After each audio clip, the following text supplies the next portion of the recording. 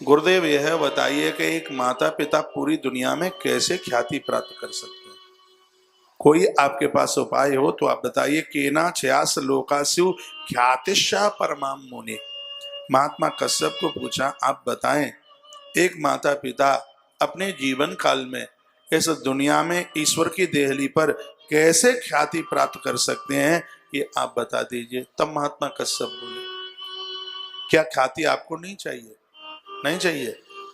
लोग आपकी बड़ाई करें, लोग आपसे अच्छा कहें, ये कहें आप अच्छी माँ हो, आप अच्छे पिता हो, भगवान के यहाँ भी सम्मान बढ़े, ऐसा ही कुछ प्रश्न किया है। उसके लिए क्या करना चाहिए व्यक्ति को, ये प्रश्न है। और प्रश्न भी बड़ा अद्भुत है, थोड़ा दिमाग भी घूम रहा होगा सुन करके। ख्याति, मान, आदर, सम्मान इस लोक से लेके परलोक तक, उसके लिए क्या किया जाए, हिमाचल पर्वत ने भी पूछा। तब महात्मा कश्यप जवाब दे रहे हैं का अपत्येन महाभाव सर्वमेतदवाप्यते मया ख्यातिरपत्येन ब्रह्मणा ऋषिभिः सह। का जो विधाता ब्रह्मा ने वेदव्यास को जो बात बताई थी, हे पर्वतराज वही बात हम आपको बता रहे हैं। ख्याति कैसे बढ़े सुन लीजिए। एक बार क्या हुआ, वाराणसी महम गच्छन् पश्यन् संसितं दिवि विमानं सुनवं दिव्य मनोपव्यं महर्दितम्। एक बार मैं वाराणसी से घूमता हुआ आ रहा था और घूमता हुआ भ्रमण करता हुआ मैं सुदूर दक्षिण की तरफ एक समुद्र के किनारे पहुंचा। यह मैंने अपनी आंखों से देखा। मेरी आंखों से देखते देखते वहां क्या हुआ, तो वहां पर मैंने अपनी आंखों से एक विमान को उतरते हुए देखा। वो विमान जैसे धरती की तरफ आ रहा था तो उसके नीचे की धमनी से कुछ लोग उस पर लटक रहे थे। कश्यप कहते हैं, इतने में समुद्र के किनारे से एक कोई ब्राह्मण चल के आया। उसने उस विमान में लटकते हुए लोगों को देखा तो उसने कहा कि तुम कौन हो, तुम रो क्यों रहे हो? तो जो विमान से लोग लटक रहे थे उन्होंने रो रो करके कहा, बेटे हम तेरी वजह से रो रहे हैं, हम तेरे पूर्वज हैं, हम तेरे पुरख हैं और तेरी गलतियों की वजह से हमें रोना आ रहा है। हमने क्या गलती कर दी? कहा बेटा तुमने यह गलती की है कि तुमने अपने पूर्वजों की कोई भी अस्थियां हड्डियां गंगा जी में नहीं पहुंचाई। तुमने गलती यह की है, तूने हमारे नाम से कभी किसी ब्राह्मण को भोजन नहीं कराया। हम अतृप्त हैं, हम बहुत दिक्कत में, हम बहुत परेशानी में हैं। जब हम यमराज के यहाँ पहुंचे तो यम के दूत कहने लगे कि तुम्हारी शकल देखने का धर्म नहीं है, क्योंकि तुम्हारे पुत्रों ने कोई सत्काम नहीं किया। और उन लोगों को भी हम देख रहे थे धरती पर जिनके बच्चे अच्छा अच्छा काम कर रहे हैं। बेटा ये हमने अपनी आंखों से देखा, उनके माता पिता की आरतियां उतारी जा रही थी, उनके लिए वहां दिव्य विमान चल करके आ रहे थे, उनकी वहां ख्याति हो रही थी, उनके गले में मालाएं डाली जा रही थी। लेकिन तूने अपना पूरा जीवन शराब पीने में निकाल दिया, तूने जुआ खेलने में निकाल दिया, तूने पराई नारियों का धर्म बिगाड़ने में तूने अपना जीवन निकाला और उसका वह भुगतान हमको भोगना पड़ रहा है। हम बड़े कष्ट में हैं। रो पड़ा हुआ है व्यक्ति।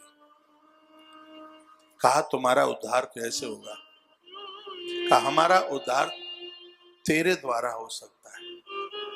महात्मा कश्यप कहते हैं, हे हिमाचल ये पूरा का पूरा मैंने अपनी आंखों से देखा। तत्पश्चात मैंने देखा कि वह व्यक्ति याज्ञवल्क्य महात्मा के पास पहुंचा। उसने अपने पूर्वजों के उद्धार का कारण पूछा। महात्मा ने उसको मंत्र दिया। नदी के किनारे पर बैठकर उसने अपने पूर्वजों के लिए इतना यजन किया, इतना तप किया कि भगवान प्रकट हो गए। भगवान ने कहा क्या चाहते हो? कहा मैं चाहता हूं मुझे इतनी सक्षमता दे दो, मैं 10,000 ब्राह्मणों को भोजन बनाकर उनको मकान बनाने की व्यवस्था कर दूं। भगवान ने तथास्तु कहा और हुआ यही कि सामने से एक कोई धनाढ्य व्यक्ति चल के आया और मुझे इतना पैसा दे करके गया जिसके द्वारा मैंने भंडारे और गरीबों के लिए मैंने जो मुकाम बना करके दिए, कुछ ही समय के बाद में मैंने देखा एक दिव्य विमान पर मेरे पूर्वज चढ़ते हुए, जिनके लिए दुंदुभियां बजाई जा रही थी, आकाश मार्ग की तरफ वो जा रहे थे।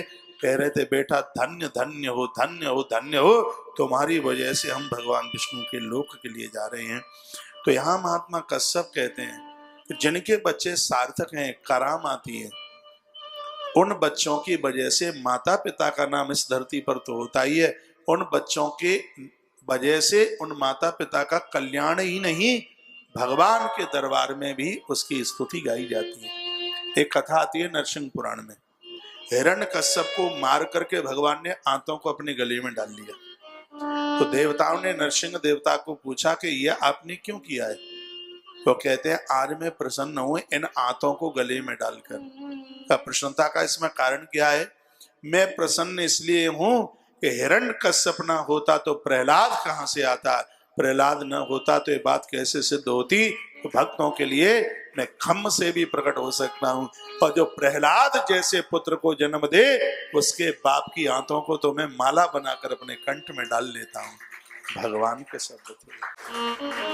आपने बच्चे को इंजीनियर, डॉक्टर, कलेक्टर बनाया, आप कुछ भी नहीं बना पाए, लेकिन जिसने अपनी संतान को भगवान का भक्त बनाया है, भैया और कुछ बनाने के लिए बकाया नहीं बचा।